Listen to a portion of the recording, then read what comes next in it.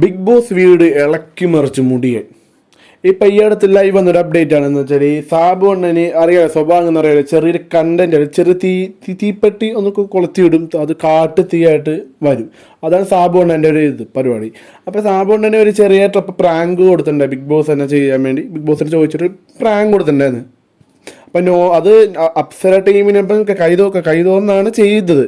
പക്ഷേ അവർ എന്താണ് എതിർത്ത് ഇപ്പോൾ പവർ ടീമിനായിട്ടൊരു ഫൈറ്റ് ഉണ്ടായിരുന്നു വെച്ചാൽ നെക്സ്റ്റ് ടീം കംപ്ലൈൻറ്റ് കൊടുത്ത് ടണൽ ടീമിനെതിരെ എന്ന് പറഞ്ഞിട്ടൊരു കംപ്ലൈൻറ്റ് കൊടുത്ത് അപ്പോൾ പവർ ടീമും ടണൽ ടീമും തമ്മിൽ ഭയങ്കര പ്രശ്നം ഉണ്ടായിരുന്നു.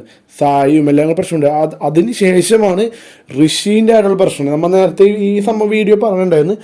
അവിടെ ഋഷീനെ കയറി ചൊറിഞ്ഞ് ഈ അപ്സരയും നന്ദനയും ശരണ്യയും എല്ലാം കൂടി ഋഷിക്ക് എന്താണ് അഭിനയിക്കാറിയില്ല എന്നൊക്കെ പറഞ്ഞ് ഋഷീനെ കയറി ചോറിഞ്ഞ. ഋഷി പിന്നെ ഒന്നും നോക്കിയില്ല. അറിയാലോ എനിക്ക് ഇത് പൊട്ടിയാൽ പിന്നെ പിടിച്ചാൽ കിട്ടൂല.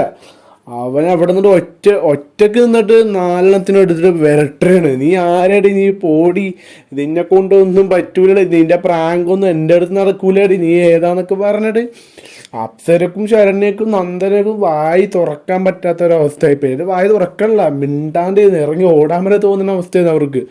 ഋഷി നിൽക്കണില്ല, അതൊക്കെ മേശയൊക്കെ അടിക്കണ്ട്. സാബു അണ്ണൻ വന്ന് പറഞ്ഞിട്ട് ഇപ്പോഴും നിർത്തല്ല, ഈ പ്രാങ്ക് എൻ്റെ അടുത്ത് നടക്കൂല, നീ എൻ്റെ കളി പൊക്കോ, ഇവിടെ നിന്ന് നടക്കൂല, ഇറങ്ങി പൊക്കോ, നീ നിന്റെ അവസാനത്തെ ആഴ്ചയടി, നീ നടന്നു, അവസാനത്തെ ഈ ആഴ്ച നീ പോവും, നീ ഇവിടെ നിൽക്കൂല എന്നൊക്കെ പറഞ്ഞ് ഒരു ഒന്നൊന്നര ഇതാണ് പറയും. ഋഷി എന്ന് പറഞ്ഞാൽ നല്ലൊരു പ്ലെയർ തന്നെയാണ്. പക്ഷെ അത് ഇൻഡിവിജ്വലായിട്ട് കളിക്കണില്ല എന്നാണ്. നേരത്തെ അൻസിബനൊപ്പം കമ്പയിൻ ചെയ്ത് ഗ്രൂപ്പിൽ തന്നെ കളിച്ച് നടന്നുകൊണ്ടാണ്. ഇൻഡിവിജ്വലായിട്ട് കളിച്ച പുള്ളി പക്കയാണ്.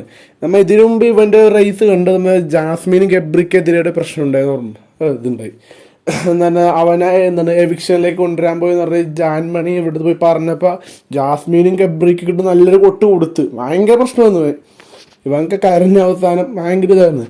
ആ ഒരു സെയിം ഇമ്പാക്റ്റ് വരുന്ന, പക്ഷേ ഇവൻ കരച്ചിലോ ഒന്നും ഉണ്ടായില്ല. നല്ല ദേഷ്യത്തിൽ പൊളിച്ചു കൊടുത്ത്. സത്യം പറയാം, എനിക്ക് നല്ല സാറ്റിസ്ഫാക്ഷൻ കിട്ടി കണ്ടപ്പോൾ. ശരണ്യക്കും ഒന്നും പറയാൻ പറ്റില്ല. നന്ദനക്ക് സായിനായിട്ട് പ്രശ്നം ഉണ്ടായില്ല, നന്ദനായിട്ടൊക്കെ ആയിരുന്നു. സാധാരണ നന്ദനയൊക്കെ എന്തെങ്കിലും പ്രശ്നം ഉണ്ടായി വേറെ ചറപറ പറഞ്ഞുകൊണ്ടിരിക്കുകയുള്ളൂ.